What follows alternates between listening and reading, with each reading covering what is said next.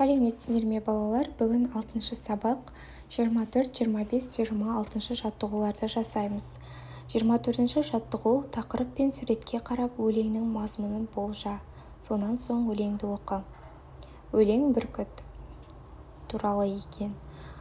Астындағы тапсырма оқыған өлеңнің сипаттау мәтіні екенін дәлелде. Өлеңнің тақырыбы мен мазмұны. Өлеңде бүркіттің сыртқы бейнесі, ірі, қайратты, сұлу, айбатты, осылай сыртқы бейнесі сипатталған, және оның әрекеті, көтеріліп биікке шығуы, көзбен шолуы, бүрген жерін жұлуы айтылған. Мінез қасиеті, жүректі, қырағы, алғыр, текті көрсетілген.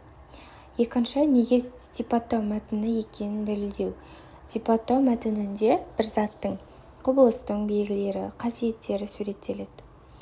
Және де бұл өлеңде бүркіттің түр тұлғасы, мінезі, ерекшеліктері толық суреттеліп тұр. Сондықтан сипаттау мәтіні, яғни ол оқырманға бүркіттің қандай құс екенін көз алдына елестетуге мүмкіндік береді. Сондықтан бұл өлең сипаттау мәтіні, себебі бүркіттің бейнесін, қасиеттерін суреттеп сипаттап тұр. 25-ші жаттығу. Мәтінді оқып, оны жоғарыдағы мәтін түрімен салыстыр. Ұқсастығы мен айырмашылығы неде? Зат қайсысында нақты, қайсысында бейнелі суреттелген? Мәтін. Қыран бейнесі еркіндік белгісі, ол биік арманды білдіреді. Оның мәні әлемдік өркениетке ұмтылу, жету ниеті деген сөз.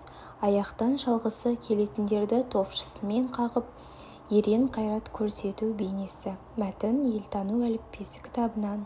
Мәтіннің соңғы сөйлемін жаз. Екі мәтінді салыстырып көрейік. Бірінші, ол ұқсастығы. Екеуі де құстың бейнесін суреттейді. Екеуінде де қыран, яғни бүркіт туралы ой айтылады. Екеуінде де оқырманға құстың қасиетін түсіндіреді. Ал айырмашылығы бірінші мәтін ол өлең, нақты сипаттау, бүркіттің түрі, бейнесі, мінез-құлқы туралы айтылады. Ірі, қайратты, қырағы, алғыр. Ал бұл заттың нақты белгілерін көрсетеді. Ал екінші мәтінде бейнелі сипаттау, қыранды еркіндік, арман, өркениетке ұмтылу сияқты мағыналармен береді. Мұнда құстың шынайы бейнесі емес, символдық мәні суреттеледі. Қорытынды.